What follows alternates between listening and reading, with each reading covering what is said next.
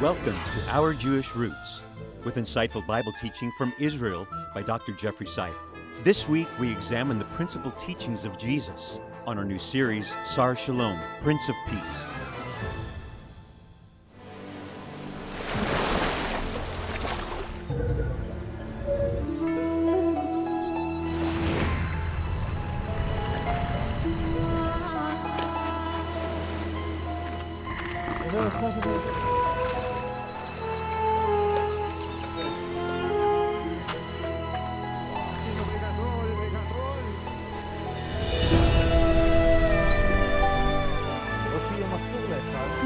כי להם מלכות השמיים. אשריכם. אשרי הרעבים והצמאים.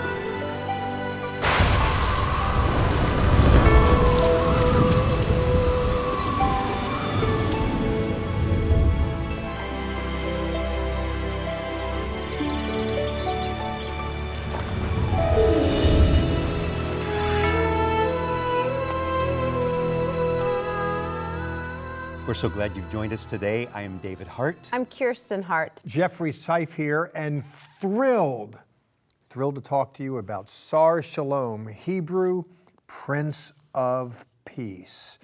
Peace is in very high demand, but very short supply these days, yes? I knew the Hebrew word for peace, but I did not know the Hebrew word for prince. Prince, that's we right. now know Sar is prince. People know the We word looked for it up. peace, they just don't know peace. Ooh, that's good. And it's important to know peace. And to know in Hebrew, here's another one, yodei. Yodea, I know, from the Hebrew word yod, which means hand. Peace needs to be experienced, not just defined. And the Lord came into the world to give us peace, yes? I don't think it's a coincidence that this series is happening with a lot of unrest, unpeace, I guess you could say, but it's going to be a great series. The lack thereof is ubiquitous in the world. It's everywhere. But the story's timeless. It really is. And very necessary for today. Yes. Right now, let's go up to the Galilee as we begin Sar Shalom. And Jesus went about all Galilee, teaching in their synagogues and preaching the gospel of the kingdom. Seeing the multitudes, he went up into a mountain, and his disciples came unto him.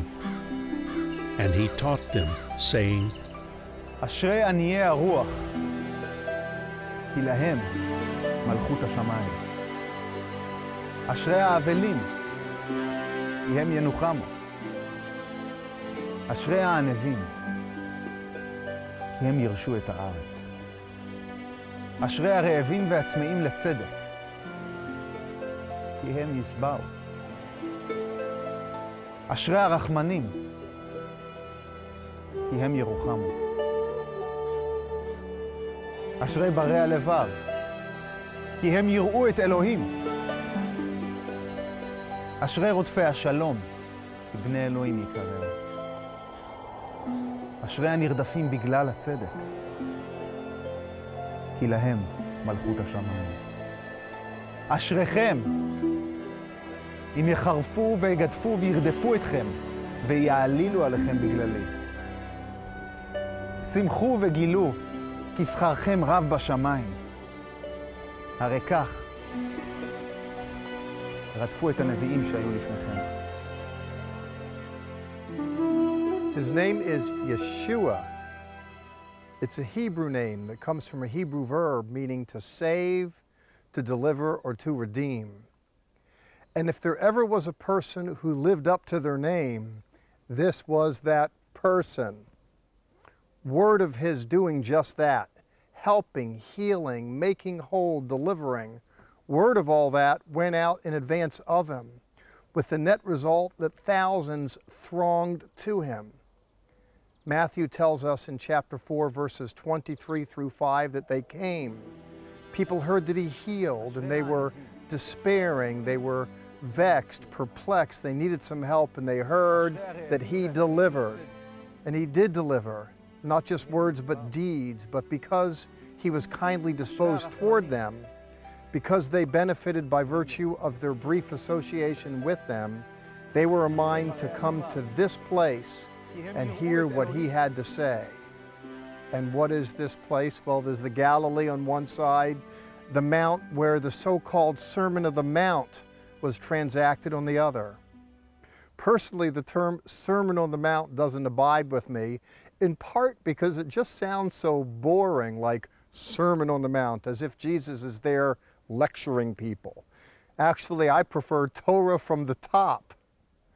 And the word Torah is a Hebrew word for teaching. There, Yeshua went up to the mountain and he opened his mouth, and I think we do well to begin to consider exactly what he had to say. Let me ask you a question. Inasmuch as Yeshua, Jesus, opened up his mouth to speak to them, can you be at a place in your life, yes, your very, very, very busy life, where you can open up your heart to listen deeply, not to me, but to what the Lord might be saying to you as you examine with me the essence and the substance of what it means to be authentically Christian or Christ-like in this world. The reason why I say that is because churches can and do, and understandably so, develop various creeds. But here we hear from the boss himself about what it means to be Christian. I've often said that if you were on an ocean liner and you just opened up the Bible and cut out Matthew chapter 5, 6, and 7, stuffed it in a bottle, put a cork on it, and threw it overboard, and if someone on some desert island somewhere who was marooned on a beach saw this bottle sweep onto the shore and opened it up, and if they read it, if they knew nothing about Jesus beforehand, just by reading this so-called Sermon on the Mount and coming to terms with it, they could understand what it means to be essentially a follower of Jesus. It's an important story, this so-called Sermon on the Mount. I'm glad that you've opted to go on the journey with me, if for but a half hour, to begin to explore what Jesus said. I honestly believe that you'll be better by virtue of so doing, and I want to thank you for taking the time and investing the energies to want to sit down and hear what Jesus has to say as I speak to you from this place, the place of the once great Sermon on the Mount. אשרי הרחמנים. Blessed are the poor in spirit. Blessed are the meek, the merciful, the pure in heart.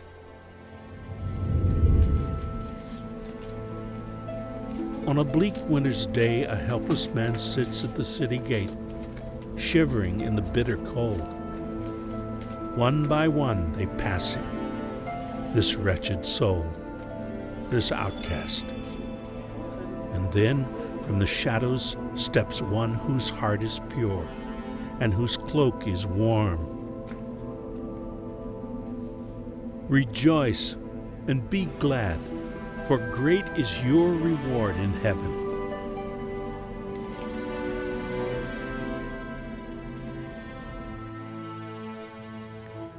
What did the Lord say when he opened up the Sermon on the Mount? He goes on record with, and I quote, "Blessed are the poor in spirit, blessed are those who mourn, blessed are the meek." I've asked myself on more than one occasion, pray tell, what's the blessing in being all miserable?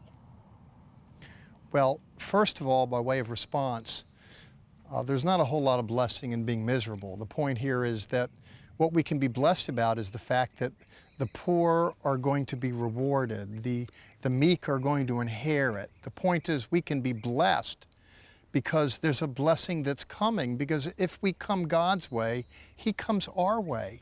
He delivers us, he helps us, he lifts people up out of dire straits. And it's for that reason that we can be blessed. That's Jesus' point, if I understand him correctly. I think the word blessed, by the way, can somewhat obscure the point. The reason why I say that is the blessed expression in the English Bible comes by way of the Greek makarios, which itself is better rendered from the Hebrew ashrei, which means not blessed in some religious sense, but it's the word happy. Happy are the poor. Happy are the disenfranchised. Not because there's great happiness in being poor and disenfranchised, but when we're born anew, we're born of the Son, we become a king's relative, and there are blessings. He's not going to leave us just wrapped around the axle. That's his point. And by the way, the point that Jesus makes in the opening here in the Sermon on the Mount is very much akin to a point he makes in Psalm chapter 1, which I'm going to show you right now. Blessed is the man, says the psalmist, who walks not in the counsel of the ungodly, nor who stands in the seat of the scornful, but his delight is in the law of the Lord. You might have heard that before. In the Hebrew, it begins like the Sermon on the Mount. Ashrei ha'ish. Happy is the man who walks with the Lord, who doesn't associate with the unscrupulous. And why can this person be happy? Oh, hear this. It is such a good word, especially for today. The psalmist says, this person is like a tree planted by rivers of water that brings forth fruit in its season. He describes as well that it takes roots deep under the ground. Above ground, there can be lack of rain, there can be scorching heat, there can be difficulty. But this man whose delight is in the Lord and his ways and his people, he is connected to a source that gives him nourishment even if it's not available in the general environment. The reason why I say that and the reason why I think the Lord said this is because people can find themselves bested by circumstances. It surely was the case in Jesus' day and today as well. Goodness, we inhabit a world that's racked by all kinds of problems. That's the bad news. But this is the good news. And the good news, according to Yeshua, Jesus here in the Sermon on the Mount, is that God's got a good plan for you. That's the word of the Psalms as well, that if we walk with God, if we take him seriously, then similarly, he is going to walk with us and provide for us, difficulties in life notwithstanding. This is, in effect, the good news. And by the way, the term good news in Hebrew, besorah, sounds like a religious term, the good news. Besorah comes from the Hebrew basar, which means flesh. That is to say, substance. It's not just flowery rhetoric. In the real world, according to the text, there's a real God, and he's really interested in taking care of you.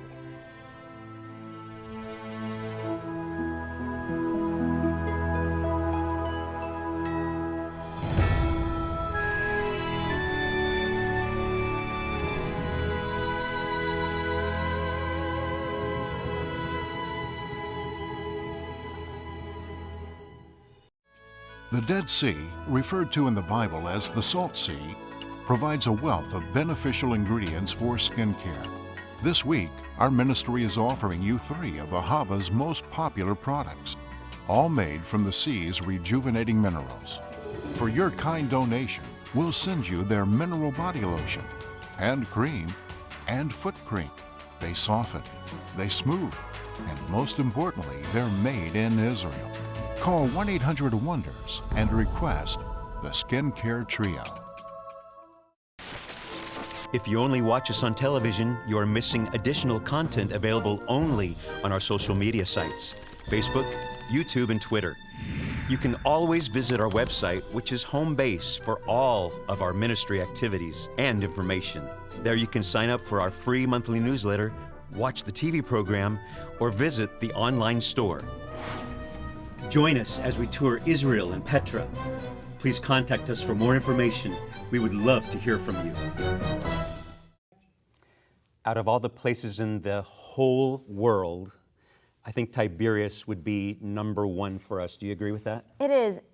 The history of it, the story of Jesus himself walking around the Sea of Galilee, and is just spectacularly gorgeous. And we get to go 2 times a year. I tell you, if Israel is open, we're there and we're bringing pilgrims to the Holy Land. We'd love for you to go with us. Levitt.com is our website. Click on the tour page for all kinds of information. You yourself can walk where Messiah walked in the Holy Land. And swim. We love to swim in the Sea of Galilee. We get to swim in the Sea of Galilee. Dead Sea. There's great swimming. You get to experience the Holy Land, the food. There's so much. We could go on and on. Join us. Now let's go back up to the Galilee for more of today's teaching. אתם מלח הארץ, ואם תאבד למלח מליחותו, כיצד תוחזר לו? הן לא יצלח עוד לשום דבר, כי אם להשליכו החוצה מרמס לרגלי הבריות להיות. You are the light of the world. A lamp is not lit to be placed under a basket, but on a lampstand, and it gives light to all who are in the house. Let your light so shine before men, that they may see your good works and glorify your Father in heaven.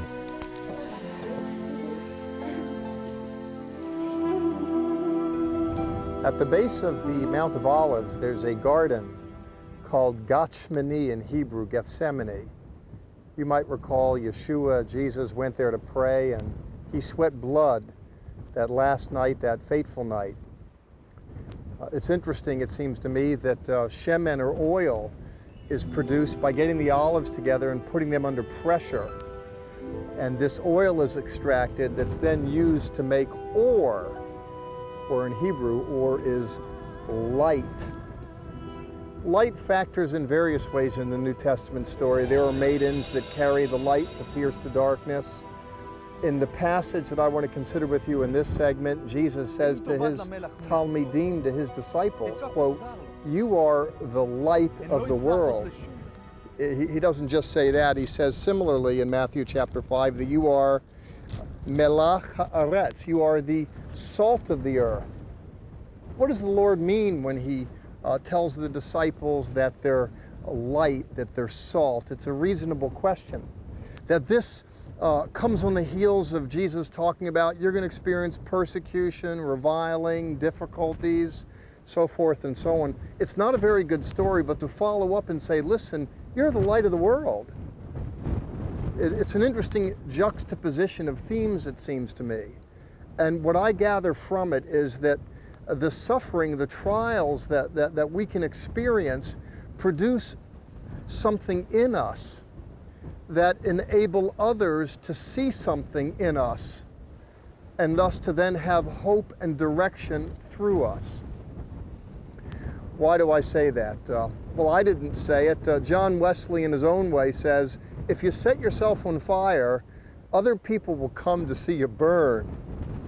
You know, I'm not a Buddhist monk opting for that kind of business, but the point is that if you're really going through the thick of it, and you keep your game face on, your virtue up, your faith, hope, your love, even amidst the turbulence of trying times, others are going to come and take a deep look at you and say, boy, what does that person have?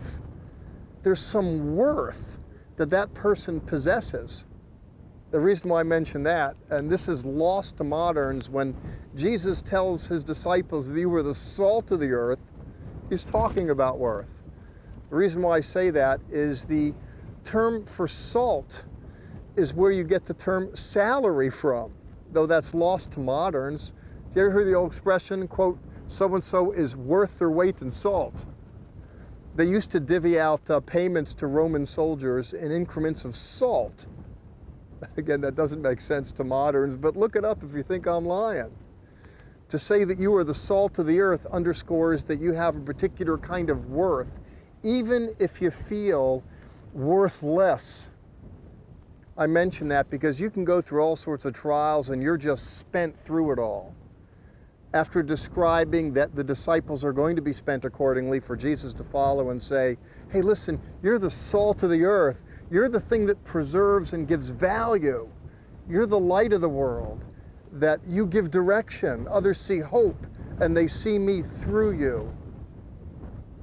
Friends here from the Galilee, let me encourage you to walk with the Lord even through difficulties, because the Lord has a way of working through it for his own good purposes, for his own good pleasure. Looked like such a beautiful day as Dr. Seif was teaching on location, and also the gorgeous backdrop was just incredible. We love it. Phenomenal place, but phenomenal teaching also. Well, you're kind to say a phenomenal book. You know, how do you mess this stuff Right. up? I mean, to be in Israel, to have an open Bible. If you mess that up, you ought to be sued for malpractice. It's easy and it's beautiful, like you said. Something that you brought up, and I love this, you were saying that if believers who read this don't understand the Jewishness of what Jesus is talking about, we really don't get it. I liken it to this. You can, there's black and white TV and there's color. And people can understand the Sermon on the Mount just because the Holy Spirit, of course, just opens it up. But there's something about looking at it in its Jewish context, understanding the idiom, the recovery of our Jewish roots. I believe, I don't want to sound self-serving in saying that, I just believe there's something about that, and it's value added. I know you've been there many times where you taught. I mean, it's where Jesus taught. There's got to be something in you that just moves you every time you're there. Yeah, I mean, what really moved me to go into the ministry was I had the opportunity to teach Sunday school, and I learned there was just something about opening up the Bible that just really resonated. And so I decided to follow the dream, to follow the star, if you will. And having the opportunity to go to Israel. I went there first with Zola Levitt, the founder of this ministry, the late Zola Levitt, some 50 times since. And it's always it's a thrill, it really is. So we're talking about the Beatitudes. Yes. To me, it's like foundational, not early learning, but really how to live from the base up, foundation up, what it's like to live a Christian life, a life that follows Messiah. I mean, you're onto it, ma'am, because that's why I wanted to teach it in the first place. It just gets to the 101. I mean, there's a lot of failure in life. If success in life was easy, everybody would have it. A lot of people don't. There's a lot of roadkill in the highway of life. And for those that want to open up the Bible and come to terms with Yeshua, with Jesus, the essence and substance of what it means to walk with Him and be blessed by Him, this is the go-to place. If it's all you ever read in the Bible, 5, 6, and 7 of Matthew, you ought to be able to get it. You said the word blessed. Every phrase starts with the word blessed. Yes. Blessed are ye. Indeed, that's where the word beatitude comes from. It's like there's the 10 Commandments. There's about as many there at the beginning. And, that's interesting. That's good. Yeah, these aren't just suggestions. They're commandments. It just gets, and don't do it for His sake. I mean, if you follow Jesus, follow Yeshua, don't do it for His sake. Do it for your own. He doesn't need the help. We do. So much more. This whole series I'm just looking forward to all of it, and your teaching and your insight. Thank you so much. We have more to come. We'll be right back.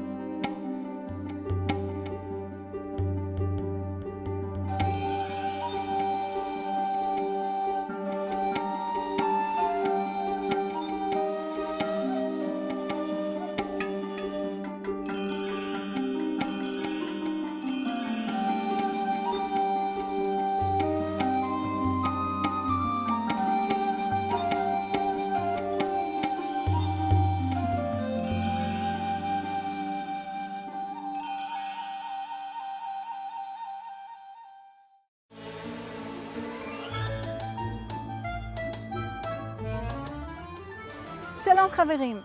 One of the more common words you're going to hear in Israel and use in Hebrew is the word beseder, which means okay. So if somebody asks you, how are you? You can say beseder. Now the funny thing is that it actually means in order. So when you say I'm okay, what you're actually saying is I'm in order. Now you can also use it as a question. Are you okay? So if you're going to ask a guy, you would say Ata beseder? And if you ask a girl, you would say At beseder? So check around, look around, make sure everything is in order, and you can say Ani beseder. Thank you, Sarah Lieberman. Toda rabah, and you would say bavakasha from Israel. Sarah writes our personal letter, which is one of our 2 monthly publications that goes out to all our viewers and our readers. So sign up on levitt.com for the personal letter. You will get to hear from Sarah every month. And she's our boots on the ground in Israel with a good word that we send out. Great Hebrew teacher, too. Yes. She is. You know, she's a mom that just got into, God just raises people up. Bunch of kids, but she had music in her heart as well as mom on her heart. Great worship leader. And she's all over the world now. She's really another one of something. those Galileans. Yeah, God's I mean, doing yes. stuff with those Galileans. We're up glad there. to have her. They're on fire. Yes. And you're up in indeed. the Galilee teaching. Hey, Thank listen. you so much for all of that. Thanks for bringing me and us there. It's a we thing, not a me thing. I'm glad to participate because of you and because of you. I think we're back at the Mount of Beatitudes, next week, right? We're Are we going to hear there? from the king. Speaking of which, maybe I should have worn purple. That's the Our color royal of kings. colors. Yes. Thank you. I didn't get the memo, but someone was paying attention. You look good. No, your we're- blue shirt on the Sea of Galilee looked amazing. but we're doing the King of Kings, and you dress for the occasion. I'm just sloppy old B. We do. Tell your friends to watch our program, Our Jewish Roots. Sar Shalom, Prince of Peace, will continue. We have more in our series coming up next week. Join us. Until then, Shalom, Shalom, Yerushalayim. Pray for the peace of Jerusalem.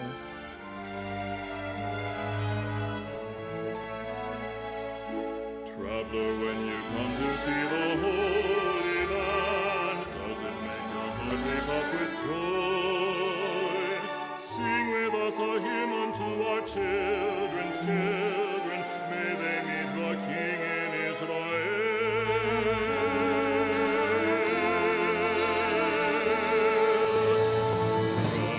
Brothers, we are needing your mighty arms. Sisters, we are needing your love. Israel,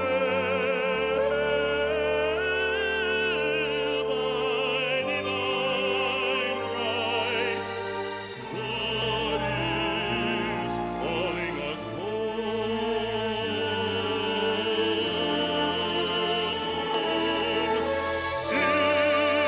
Israel, by divine right, our God is calling us home.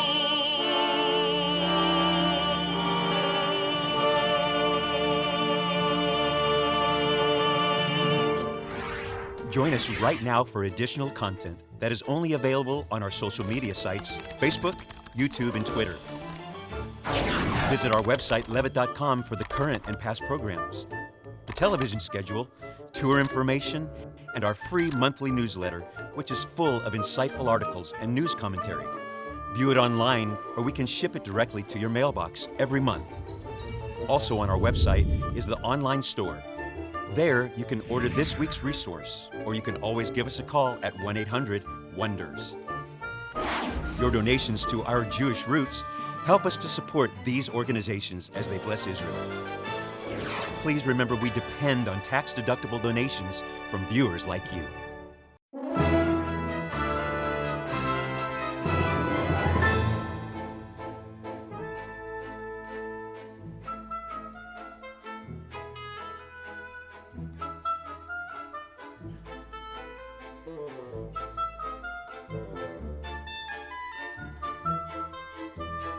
This has been a paid program brought to you by Zola Levitt Ministry.